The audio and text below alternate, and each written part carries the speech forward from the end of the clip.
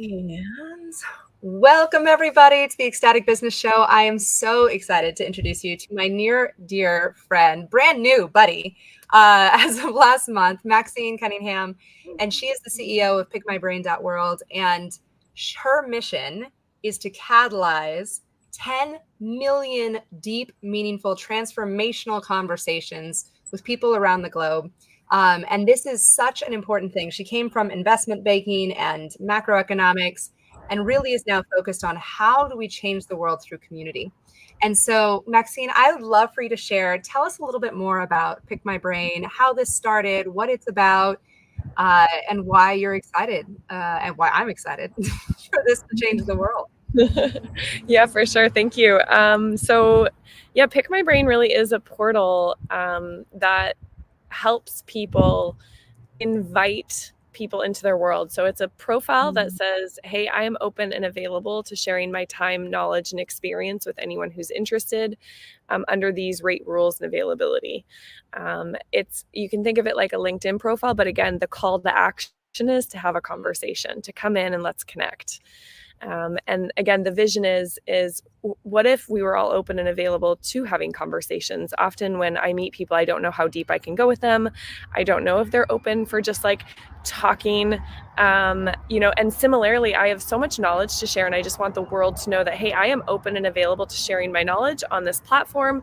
Please book a time any time you want, and I will disseminate as much as I can in that time that we have together.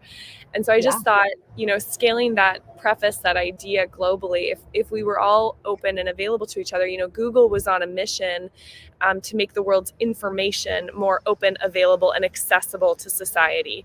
And Pick My Brain is on a mission to make the world's people more open, available, and accessible to society. And I just thought one of the things that's preventing us from going deeper with one another, for collaborating, for cross-pollinating across industries, generations, cultures, is this permission, this active permission that says, I am open to receive you, I am open to connect with you, and seeing what happens when we do make that permission really, really clear, and allowing each other to come into one another's worlds for that moment of time, to transfer knowledge and to connect human to human, and to learn from one another. I love that. And I'm going to just share the site because I think for me, it was hard for me to visualize until I was actually seeing your website. And when you go here, everything starts with a conversation, which is so true. And so can you see my screen yet? Yep. Perfect. Yep. Okay. Yeah. And so you have some recommended brains, and these are the amazing humans that you have compiled. And I think, how many people do you have already on your site? We have 10,000 in our community from 88 countries, and 1,000 so 10,000 people have used the site or booked a conversation. 1,000 have signed up to share their knowledge on our B2C site. Yeah. I love it. And you can see that you can start conversations with really amazing people. And when you click to learn more, they have different offers that they can have. And just meeting with me can be 30 minutes, can be free. So you have people who are really doing amazing, sharing their time and their genius so generously. It's really such a brilliant idea, and I love it so much. Do you want to talk a little bit? I know we talk about sacred success stories, and my listeners know that this is we get really real about what does it feel like to be at the opposite end of success, right? When it feels like we are complete failures, we are at our rock bottom, we have nowhere to go. And it's really this dying of self in a very real sense that usually bursts our biggest mission, our biggest power, right? So I would love for you to share with me kind of what story comes to mind as we talk about your sacred success journey that really speaks to this experience that we're going through. Yeah, I'd say there's two. There was the version of myself before I started Pick My Brain, and there was the version of myself after I started Pick My Brain. And then there's deaths of self on the journey of scaling Pick My Brain that have to happen continuously, which are painful and beautiful. But yeah, I'd say I'll start with the before I stepped into working on my massive transformational purpose, working on the thing that feels like Pick My Brain is an embodiment of what I believe the world to be, what the world I want to operate in feels and looks like and is available to me. And prior to Pick My Brain, I was working in the investment field and was an environmental economist for a number of years, and just felt like I was working in an industry that was a little bit programmed backwards. And Mm. I'm, the longer I kind of stay in some of these fields, I just felt, the contradictions or the way it was modeled led to the impossibility of solving the problem that we were going out to solve. Mm. So in investment banking, I just felt like I was, if I cared about the environment, or if I started to ask questions about the founder's vision, or if I, made suggestions of investing or shorting companies that are hurting the planet or women, there was not a space for that at the Mm. table, really. I was, pegged as a hippie, or just not thinking big enough. Mm. And that felt really destructive, because the more I leaned into the investment banking world, the more I learned that the value is there's not a lot of value creation. You're just moving massive amounts of money over in different places.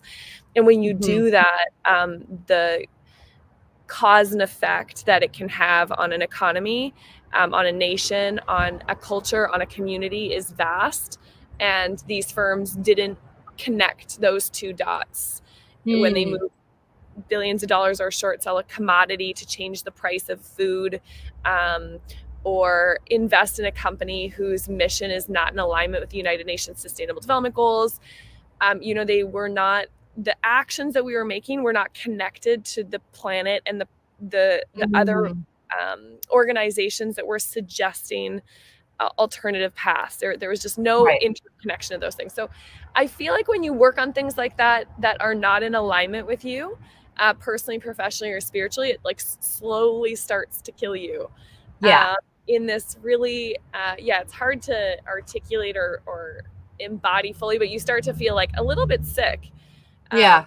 about your environment and about the decisions that you are contributing to. And so I felt a little bit like not good in that environment, not Mhm. safe, not expressive, not in alignment. Um, Mhm. and then I made a shift and I went over to economics. I did my master's in economics, and that was a little bit better, because in economics you study the environmental, social, and economic Mhm. contributions of something. So at least in that one, I could start to balance my values with the decisions I was making a little bit more broadly than I did just focusing on straight up financials. What are the earnings? What are the dividend yields? What is the money potential of this idea? Over in economics, what is the environmental, social, and economic benefit or cost of this idea? So I got to round out a bit more. But then again, I found myself working in a field. I got recruited to work at an international think tank, to support, the alignment. So there's 9 planetary boundaries in the world. We're crossing 4 of them as a result of our actions. We were brought in to make agreements between countries to try to stay in alignment with those planetary boundaries.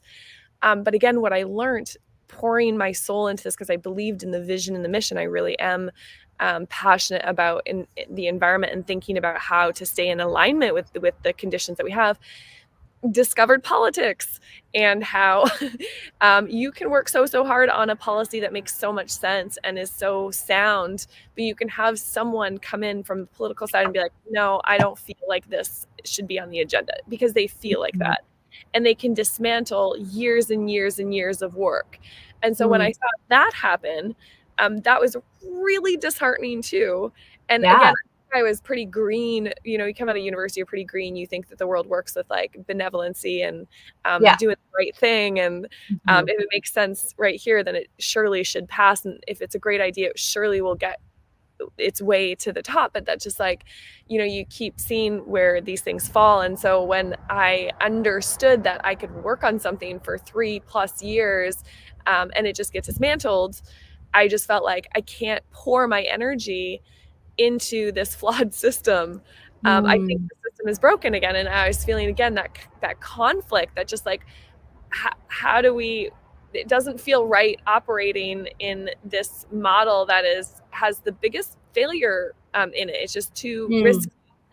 So anyways, those two like feelings kept getting me to like, seek other communities, other worlds in which I didn't feel this misalignment, this like, I don't know, it's kind of like when you're with the wrong person as well. You're like, it's just not quite, there's something Yeah. that I can't quite articulate, but it's not fully working. And that's okay. That just means you haven't found your place. And I think the world is such a beautiful, there's so many opportunities, but you really got to navigate. You got to really be alignment with who you are, what your values are, what you believe in, and slowly you will find your world. And so those two experiences got me actually to like exercise my creativity outside of work. And the way I usually did that was couch surfing, actually. This is pre-Airbnb, but I had, there was this site where you could invite people to stay on your couch or your bedroom if you had an extra one, and you could similarly go on the site and look at all these people who are willing to have you in their home, and it was free. And so when I was a student, I was like, wow, this is amazing. And my friends thought I was crazy to be on it because they're like, I don't know, Max, like it's pretty weird that you're just gonna go stay with a stranger for free. And like as an economist, I understood that, right? If there's not that value exchange, you feel like weird. Yeah. But I cannot tell you, I probably stayed on like over 50 couches, and 50 people have probably stayed on my extra room Mm. over like when I was young. And what I learned in that experience was how many worlds and portals there are to be in, and how Mm. many people have, I don't know, I just was able to get so like you're going to someone's home, so you get to go pretty deep pretty fast with someone, Right. Yeah. and exchange and be in their world and understand how they function in this world and what they believe in. And it just gave me this range, this like deep perspective and empathy for a wide variety of humans on this planet. Like I stayed Mm. with a 90-year-old in Italy who didn't speak one word of English, and I didn't speak one word of Italian, but we stayed together for 4 days and worked together. And it was just wonderful. And I would host people in my town when I lived in Ontario at the time, and showed them my city from my perspective. And I felt so, they were so excited to see my place, and then it made me fall in love with my community even more because I was showing it Mm. off. And all these exchanges just felt like all of them felt so alive and high vibe and high energy because we were both stepping into receiving one another. Like the terms were Mhm. like, you're going to come into my house and I'm going to take care of you, or I'm going to come into your house and you're going to take care of me. Oh. And I just found it so beautiful. Mhm. But again, was like my friends would never go on it, and I was like, okay, it's because it's free. Like someone could come through it and monetize this to make it more formal, and maybe this could spread even further than its fringe little area on the internet of weirdos like me who are totally fine with that. And of course, Airbnb came through. Right. And Mhm. they took this concept and formalized it. And from an Mhm. economist perspective, they put a price on it and they valued it. And I was one of the first 1,000 users of Airbnb. And it was back when Brian Chesky, the CEO, was like onboarding people himself.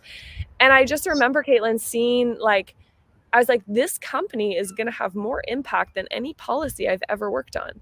Like, Mm. they're going to turn so many people into mini entrepreneurs. And this Yeah. peer-to-peer marketplace is going to allow my friends to experience what I'm doing on couch surfing in a safer way for them.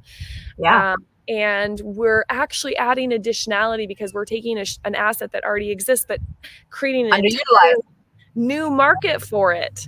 Yep. And so I thought the environmental, economic, and social potential of Airbnb was so like, it just like hit me. I was like, this company is going to change the entire Mm. world. Yeah. And and again, it just like it felt so good what they were Mhm. adding to the world, more better than anything I had worked on previously. I was like, this is going to create a lot of value. And when I found out the founders were my age, Mhm. there's three guys that just came up with Yeah. an idea and did it. Yeah. No government regulation really yet. I mean, later in their life, they had a lot, Right. but when they started, they didn't have to prove to the government that was a good idea, or a politician couldn't stop them. They were entrepreneurs. Mhm. Yep. And anyway, that just gave me enough courage to be like, that's what I want to do. This, whatever they Mm. did, what they created, what they were able to um bring into this world that was complete additionality, and making people come into one another's home and exchange that connection, because Yeah. I had felt the power of it through couch surfing. I was like, hey, I'm going to quit my job and I'm going to go in this direction. I Mhm. feel this. And it just made me feel so alive. And so that's when I cut ties with my old world. Mm. Within 2 weeks of onboarding into Airbnb, I left my job as an environmental economist in Ottawa, talked to the CEO of my company. I was like, I need to go in this direction. I need to learn what this tech world is and how to make the transition from economist to whatever these three guys made with Airbnb out of their minds. Yeah. And so, yeah, just went from trying to fit in these two worlds to quitting and opening up. I packaged myself a year on, I called it. I said, Mhm. well, I went to university for 7 years. What if I gave myself an entire year to Mm. follow my curiosity Mm. fully and open up the transition into thinking more in light of what Airbnb had created and facilitated. Mhm. Let's see what comes from that. I didn't know what I was going to do other than just like, I need to make this transition and I need to follow the values and my curiosity fully first and just see where that Mm. takes me. Yeah. That was kind of like the transition moment, I feel. Beautiful. So tell me about that year. I know we said that there was some times of death. Like, what did you discover about yourself, about the world in that year? And then what's been the hardest time as you have committed? Like, when was there ever a moment when you're like, I have made a horrible mistake? Like, what was I thinking? So yeah, putting yourself out there to create your own idea is like, yeah, the hardest thing that you will find yourself on the bathroom floor a few times for sure. Mm. Um, but yeah, the year on was unbelievable. I one day will write a book maybe and try to push people to all taking a year for themselves. And it Mm. didn't, like, I only earmarked as much money as I needed to survive. Like I can survive on 30K a year, no problem.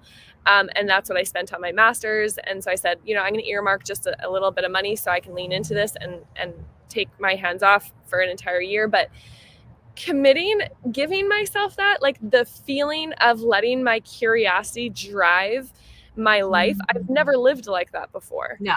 Yeah. ever. And honestly, since that, I haven't had that entirely much, that amount of freedom completely. So leaning into that was so powerful from a personal perspective, and just knowing that I could offer myself that. And then what came out of it, I structured my year on similar to university because I was so familiar with the university model. And I said, Right. okay, there's semesters, there's classes, there's a point in choosing your electives. What am I going to do with this? And so I had semesters, I had classes, but they looked very different. Like one thing was I needed to drive across Canada and Mm. go meet up with all the people that I graduated, check in with them, rebuild my community, and see what Canada is like. Um, Mm. one of them was find out how far the future of education has come by onboarding yourself into Udemy, Udacity, Coursera. Like they were just coming out with online education. And I felt like I was like, I need to stay on top of this. My Mhm. curiosity is asking me, how is education going to shift with these new platforms? So, one of my classes was to, go take a bunch of classes and find out how it felt to receive knowledge online. Um, Mm. one of mine was like I had all these books that I'd never had time to read because I was working all the time. So I was like, Mhm. I'm going to fly to Maui, and my entire job on the island of Maui is just to read. And my partner and I, my co-founder, we went there, and he had a stack of books and I had a stack of books, and it was 1 month, and our only job was to sit on the beach, explore the island, and read. And we would Mm. read, and we Excel spreadsheeted them to make sure we could get the amount of books that we needed to get done, and we would transfer what we were reading. And so to read without another job was also like such luxury for me. Wow. Yeah. That was my job, was to just listen to these books and these authors' ideas and percolate in them with Mm. nothing else on my agenda. That was like so lush to me. Mhm. Yeah. So yeah, and I don't know, exploring and being able to do that again, yeah, I'm not sure if I think it's such a gift. I just think it was the Mhm. greatest gift I could offer myself. And it was on this journey that I started to be able to intuitively understand what called me and what didn't, and Mhm. what ideas started forming. And again, it was on this year that I had started to collect all these experiences, and a thesis was emerging. Right. And it Mm. was so very like like every conversation I was having on this journey adjusted my path. Yeah. Or it sent me down to meet a different person that I wouldn't have met otherwise, or to read a book that wouldn't have come across my awareness otherwise, because I was so open to receive. And so Hmm. every person on that journey was adding so much. And I was like, oh, that's really interesting. At Yeah. the same time, I was trying, one of my assignments was to reach out to entrepreneurs and have conversations with them, because that's what I thought Mhm. I wanted to do. And there were some people I couldn't get in touch with because I didn't know them. And I would send them emails. This is like 6 years ago. I was like, I have a budget. I'll pay you. I'll e-transfer you. But that was super weird then to DM I love someone the like, eagerness, though, right? I want to be your friend. Can I send you money yeah, so yeah, you can I'll spend? pay you. I'll pay you. Like, because they wouldn't answer me. And I was like, how do I get a response? Like, do you want Yeah. money? Do I just like, I just need to know if you're open to it. So anyways, Right. I was coming up with this a little bit of a friction, being like, but, but why can't I talk to you? And then another thing happened right at the same time, which was my mom, who is a successful entrepreneur, was retiring, and Mm. she didn't know how to share her knowledge or pass it back down to other people who Mm. might want to go on the journey that she did. And I had this like moment. I was like, what do you mean you don't know how to share your knowledge? Like, you've worked for 25 years to the top, and you are wanting to help someone else do that, and you don't know how. And I just Mm. remember sitting there and thinking about it. I was like, you're right. Like, that is a pretty big problem. She'd have to build a website, which she wouldn't know how to do. Right. She'd have to integrate and let the world have a go-to market strategy to let the world know that she's open and available. She doesn't want to market herself after Mhm. 25 years of doing her job. And I was like, and I remember Googling, like, how many other people are retiring every year in North America? And it's like hundreds of thousands a day. And I was Yeah. like, what are all these people doing with their knowledge? Is it just like, is all this wisdom being plugged back in? Like, is there any way to capture what that human has learned over the course of their mastery? Hmm. And the more conversations I had, no, they weren't. It was like, and I related that to climate change and emissions. Like, our emissions we're just letting them go wherever. We're not capturing back and plugging them back into the system and being aware of that. And I thought the same as our wisdom. We have Mm. all these masters walking around us, and if you're not a professor or a teacher, how do you plug it back in? Right. And so, yeah, all those things colluded in my brain to being like, I was driving one day up a mountain. I was like, I wonder if I could just build an Airbnb, but for conversation, you know, Right. and I was like, oh my gosh, how powerful would I be if I could have a conversation with anyone in the world? Mm. What life could I live if I Yeah. could get access to anyone for 30 minutes? What opens up? And I just started having these thoughts. And what if someone like my mom could just sign up for the site and let the world know with one profile that she was totally open, so she doesn't have to do the work? That she's like, yeah, I've Mm. retired, guys. I am here to be of service now. That is the Mm. only thing I want to do now at this stage, is be of service, right? Wow. And all these things, like, and I just couldn't get the idea out of my head. I remember waking up my partner at the time being like, okay, I'm waking you up because it's like, I have a message that is as important as if I was like, I'm pregnant, but I'm impregnant with an idea. It's really big. It's here. I love it. I love it. Yeah. Oh. And so that was really the starting point to pick my brain. I just couldn't stop thinking about how incredible life would be Mm. if I had that opportunity to connect very formally with anyone and go deep, and I could be of service in the similar way of sharing my knowledge as well. And so that was the catalyst, and it all came from just that year of exploration, really. That's amazing. So yeah, what I'm hearing, I put in the chat, like, I let my curiosity lead my life, because that sort of blew my mind of what does it look like to have a curiosity led life where Mm. I wonder who, what, where, when, like, and we start asking questions, and that leads us on our path, and allowing our passions and our joy and our desire to kind of create this windy, circuitous path towards Mhm. your true self and your true mission and your purpose on the planet. Yeah. One of the things that I've been so impressed by, because I come from entrepreneurship, so I'm surrounded by baby entrepreneurs who are doing coaching or consulting, and they're doing exactly like what you're saying. They're trying to get their transformative services out into the world, and they're all staying small, like play like, I just kind of want a hobby business. And so I think your website might be perfect for them, right? That Mhm. they can start getting plugged in. Yeah. I love it. But the other thing that comes up is I know that you didn't just have this idea, you went and you secured funding for it and you built an amazing website and like technology behind it. So Mm-hmm. I think that's the side that most of the women in my circles don't even have a concept around what that world looks like. So I think you're Yeah. coming from investment banking was a serious advantage because you already knew that world, you were comfortable in that world, you were just going you're going back into the waters, but now as a bird, right? Like you're no longer Yeah. swimming, you're flying into Yeah. their waters. Um, but for them, like for women for whom this world is not, it's not even on their horizon. They don't know that it exists. Kind of Yeah. just unpack the power, the advantages, and the disadvantages of securing external funding and financing for your dream. Because I feel like there's a lot of reasons to do it and a lot of reasons to not do it. And I think you can probably speak to both. Yeah.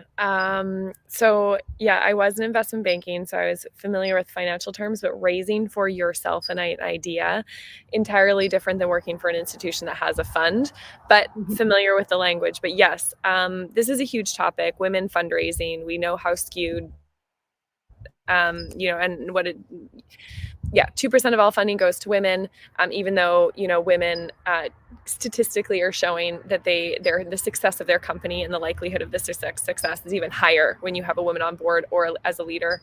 And so, yeah, it's really tricky to navigate. And a few of my bathroom on the floor moments have been because of funding.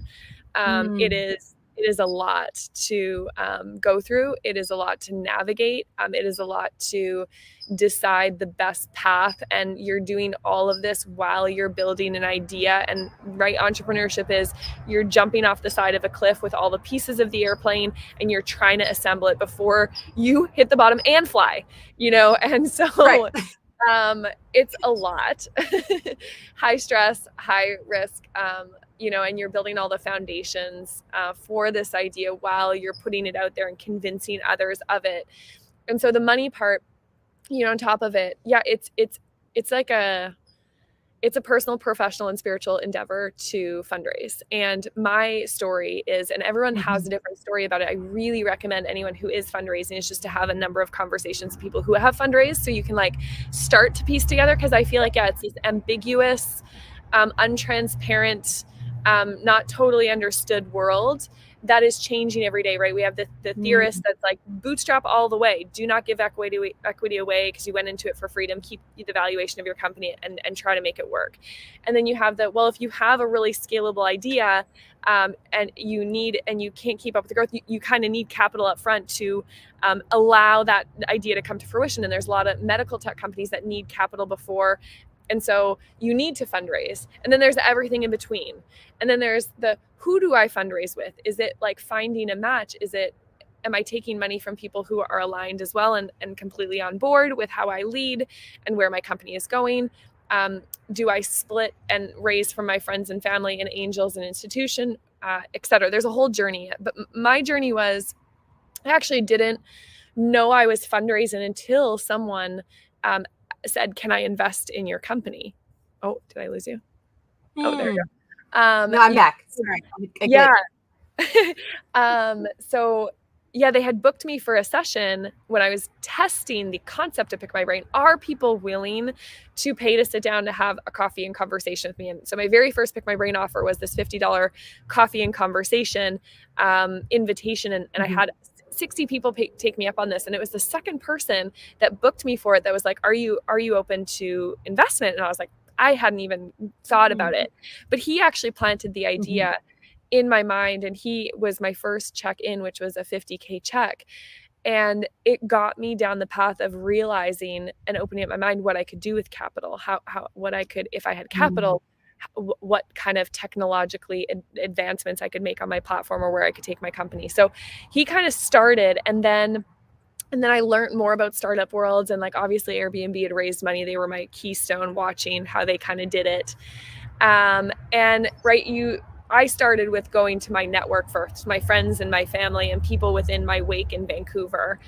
And why I originally went into investment banking is because I love the idea that people that didn't have money but had ideas had to go to these people and be like, I have an idea, but I don't have money. And all these people that had money but had no ideas had to meet on this thing called the stock market. That's how it originally started. So I love that concept. And I did have an idea, and I believe in this idea to my core, and I see the scalability of it. So once he invested, I started getting comfortable with like, valuing, showing off the potential of this idea, and if you invested and wanted to be on this trajectory, what that could entail. And I think that's what fundraising really is I have a vision.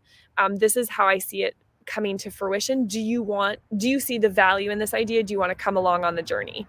And it really is that, like, the first 500K I raised was because people just believed in the vision, right? And me, I'm not going to give up because I'm obsessed with it. And they just know, they understand what type of person I am. And so, but that's a whole spiritual thing, like taking money from your community to work on an idea that the industry tells you 99% of failure, startups fail, is a lot too, right? You're taking on people that you know, a lot of pressure. Yeah. It's another relationship that you have to have, and you just have to constantly, come back to center, be like, am I doing everything I can to make this idea thrive in the way that I displayed? Yes, then cool. Let people invest, receive it. And there's another thing that I feel like women traditionally struggle with is receivership. To being open, we're like, no, we will bootstrap until we are bleeding on the floor, and then we'll ask for $1, Right. Whereas I feel like men are so confident of being like, I need $2 million to do this thing that I'm thinking about.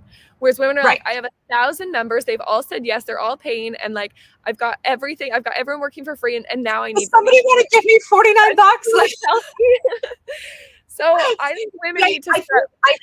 I think what you said earlier, I think that's probably the key, where you're like, I felt responsible with every dollar entrusted to me because every dollar had a human being behind it. There was a relationship behind that investment that was more important to me than the money. And I don't want to say that men in general don't have that, but men are much better at compartmentalizing. Right? The women's brains are spaghetti, men's brains are waffles, right? Men can say like, no, this is just my business, and it might work and it might not. And if I go under, it's no big deal. Like, they're just going to have to suck it up and deal with it. And that's fine. Whereas women are like, oh my gosh, if you're investing money with me, I have your future in my bank account. Like, I take that deadly seriously, right? So when you were saying, and I've heard the statistic elsewhere, that like women founded businesses have a significantly higher rate of success. And I think it's for that. We will not give up. Even if it kills us, we will not give up because of the people that have chosen to entrust their futures to us. Like, we are not just fighting for ourselves. We are fighting for every single person in the community, which is just, it's so powerful. Oh my gosh. Yeah. It is really powerful. And I think women, if we lean into that now, so context, I've raised just under $1 million from friends, family, and angels. Anywhere from 25K checks to 150K check is what I've raised. And now I'm fundraising for $2 million, and I'm stepping into institutional funding, which I'm learning that world over here. But what I've learned over here is that, yes, like, and I'm leaning even more. I'm actually gearing up to do a community round where I ask, actually, because I've got Pick My Brain's got this global community that really believe in the vision, and I want to give them an opportunity to have ownership in the platform. Yeah. And I think, and again, going back to what you said, like, if I have that innate, like, I am of service to the people who are investing in my idea, and I will work my tail off to support their investment in me, then I should continue to raise people that I have that much stakes with.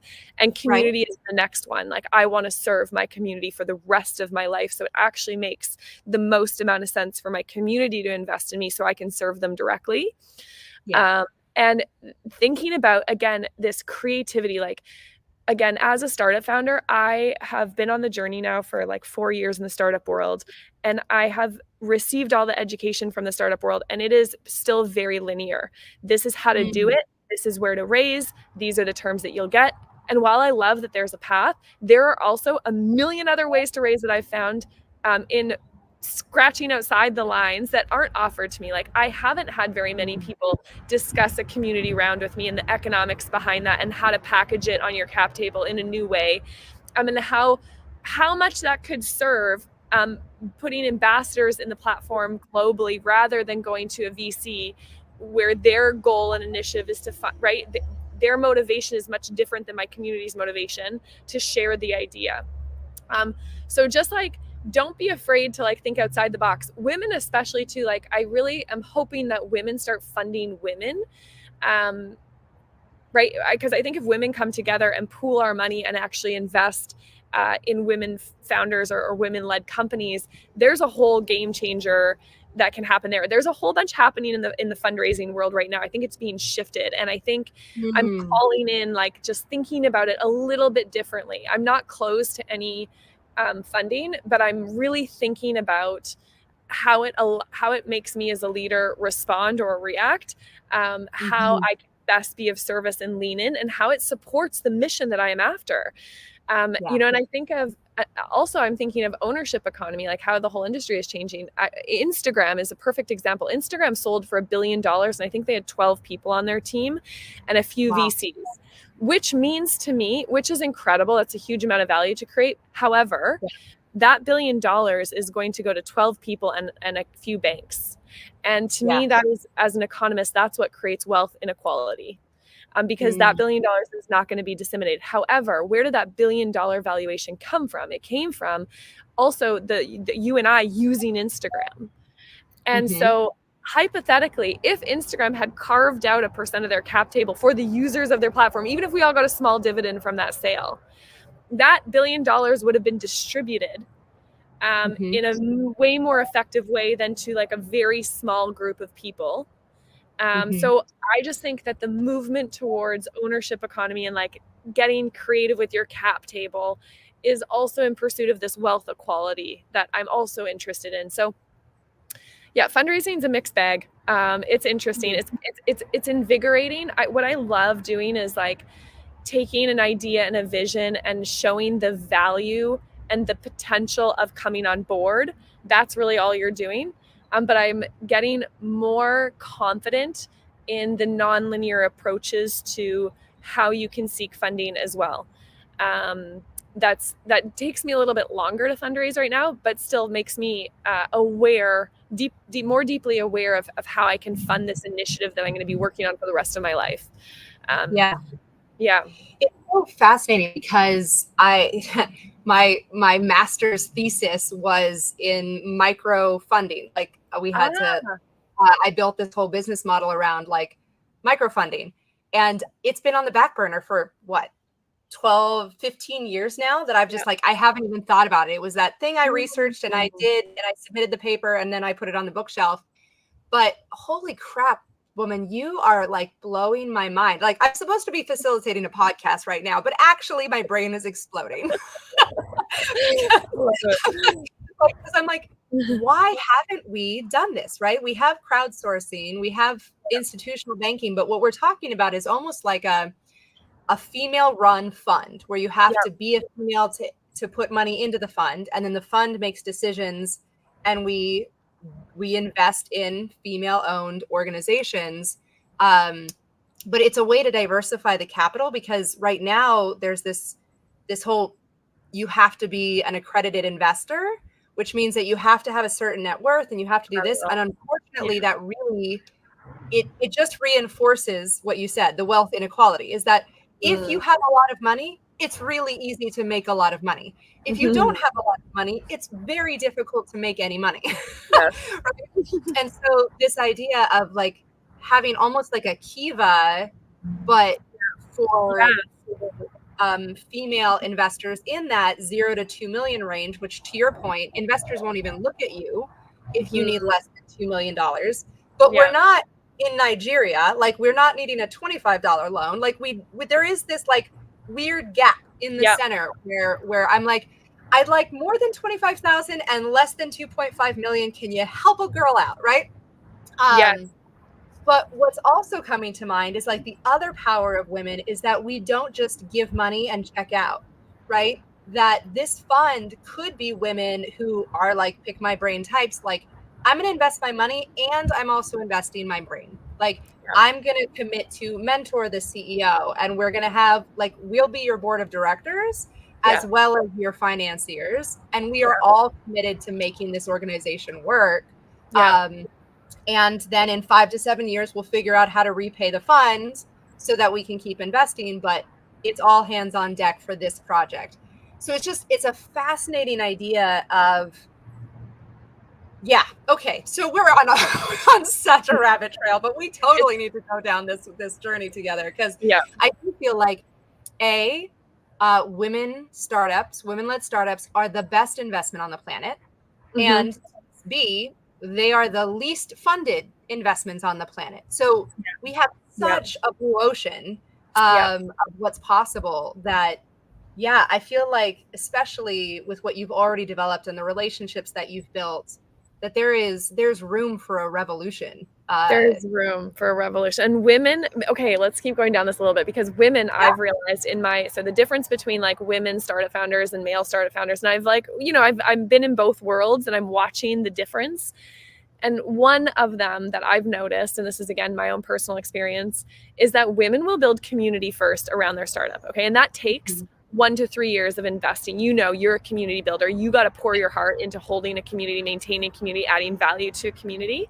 Right. And we did that at Pick My Brain. We took our first 3 years and like poured into the community, hosted events, hosted experiences, taught them how to package and price and sell their knowledge.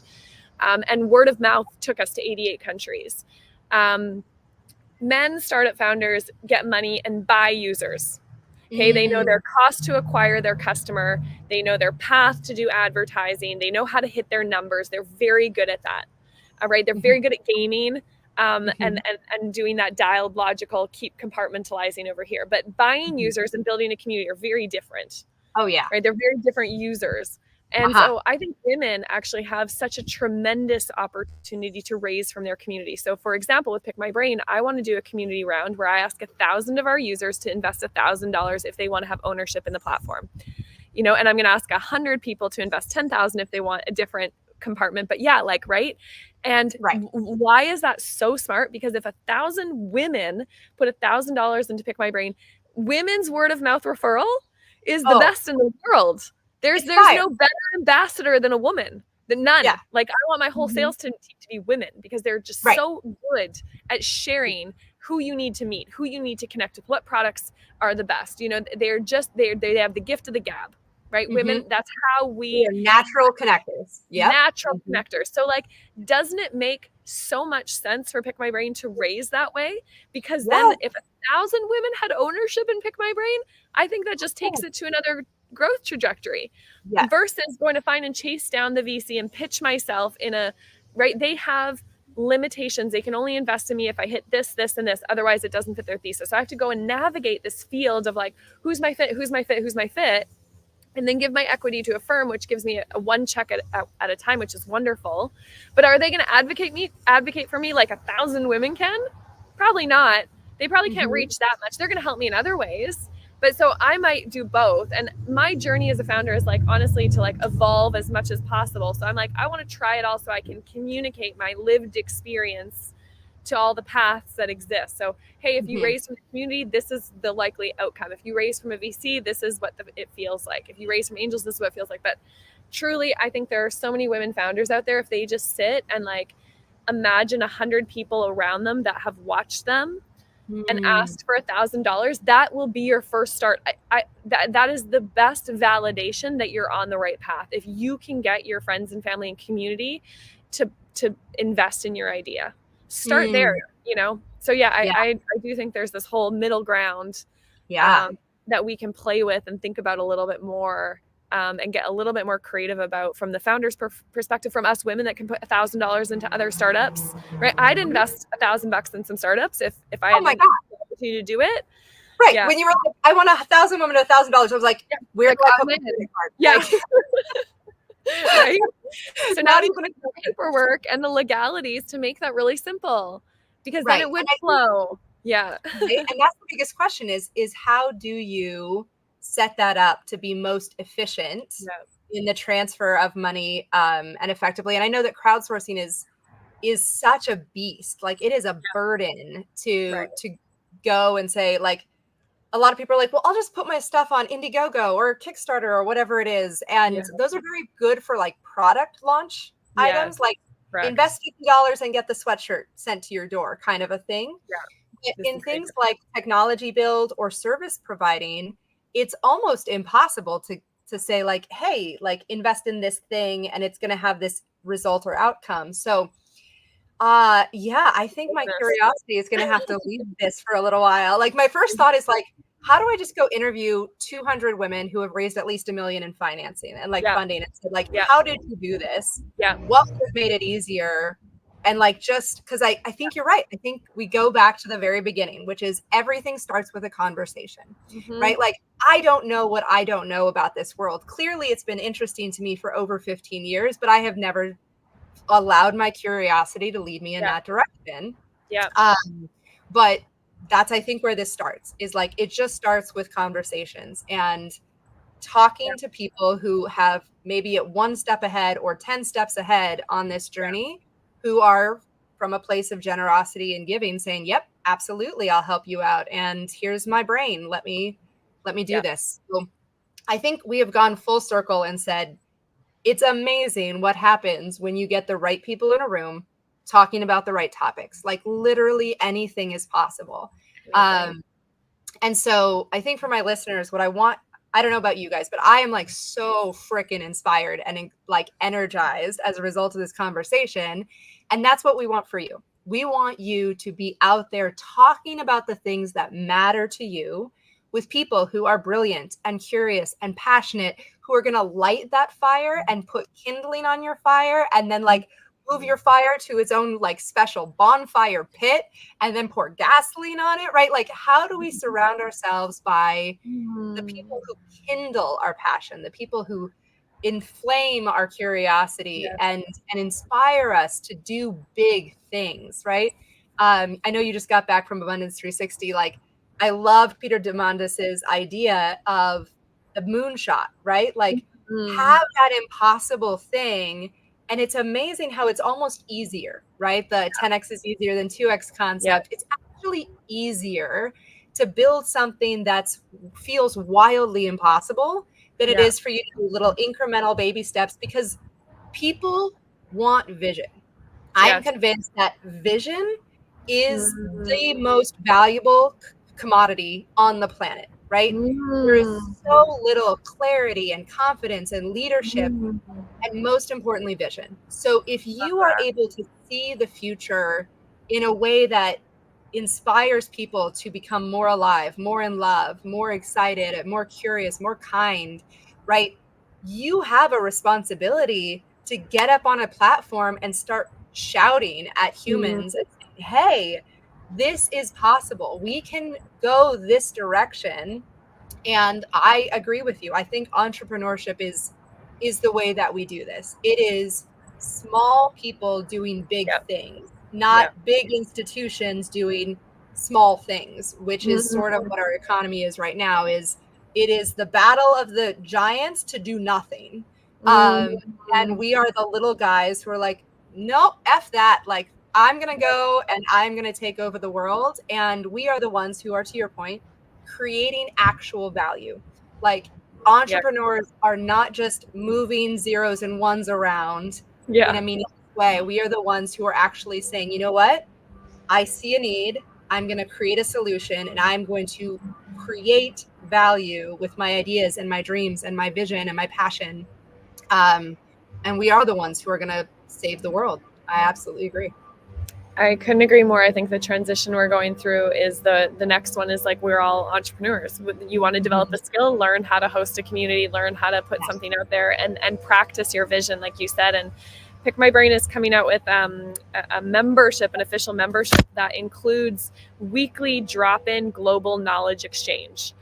Because we're like, where do you get to go practice and harness and sand and workshop your moonshot, your massive transformational purpose? Where do you get to drop in to be like, what's your vision for the world? You know, and ask someone that's 18, ask someone that's 92, ask someone that works in science, ask someone that's an artist, ask someone that is an Indigenous elder and or, you know, from another culture, and be like, what do you see? Because what I'm finding is like the more conversations I have, and I am a, right, obviously as the CEO of Pick My Brain, like I have multiple conversations, but what it gives me is more vision and Yeah. more intuition, because I'm collectively tapping into the wisdom of others all the time. Yes. Yeah. And so I have this vibration, I have this pulse on how people are feeling and thinking Mm-hmm. and responding and what they're frustrated with. And that allows Mm-hmm. me to never ever come up with a shortage of ideas. Like there's no, and that's where I think we're missing, like that energy, that zest for life actually comes from collaboration and connection.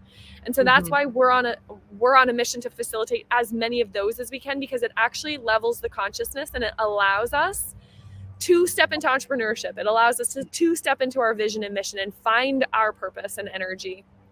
Right? Conversations elevate. Every time you have a really good conversation, you're like, man, I am going to go now walk after this conversation with Caitlin and be able to just like pump out work because I'm high vibe right now, right? I'm like Right? engaged. I can't Mm-hmm. quite get that from an online course. I can't quite get that from No. reading a book. I need to engage. And I just Mm-hmm. want to field, right? And this is why we're unlocking this membership. Okay, every Monday from 10 to 11, drop in and engage with the world's people. We'll put you in rooms with different people that you won't meet. We'll give you an opportunity to articulate these questions we're going to ask you. We're going to give you an opportunity to articulate your understanding and workshop your way through it. You got to Yeah. work with it. Like, right, I'm still like, right, the vision work is ongoing forever in pursuit, always changing, always adjusting. And it's to me, it's absolute luxury to be able to work on my vision so hard. Yeah. But I need Mhm. the containers. I need the space. You know, I can go to a workout class anywhere in the world or a yoga class anywhere in the world. But can I drop in and deeply connect and have conversation with a wide variety of people? Not yet. Yeah. And so we're trying to create that space to do that. I love that. Guys, I'm just going to take you back to the sharing screen one more time because I Mm. want you guys to, oh, where is it? Pick my brain. There you are. I want you guys to all go right now to pickmybrain.world and I want you to click Become a Brain. Because if you are an entrepreneur who is passionate about the work that she is doing in the world, you need to get on here. Pick a headline. Are you a business mentor? Are you an entrepreneur? Are you a world traveler? Are you a super connector? Are you an artist? Right? I know a lot about these things. And just get your foot in the door. Start the conversations because you never know where that's going to lead and what it's going to result in. But you need to be in the room if you want to make a difference. So, Maxine has created a beautiful room for you to come in for free and be a part of the dialogue that's shaping the world. So, Maxine, thank you so much for this amazing conversation. I am so grateful that we are in each other's lives. And I cannot wait to see, because I feel like you just planted one of the biggest seeds that has been planted, or maybe just like that seed that was planted and has been dormant, like it just started like had a zap of electricity. And it's Awesome. like maybe we need to start sending up a tendril and seeing if the world Yep. is ready for this now. And Perfect.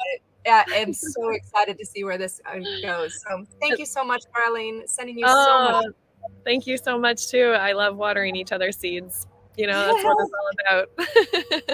I love it. All right. Talk to you Amazing. guys soon. Bye bye.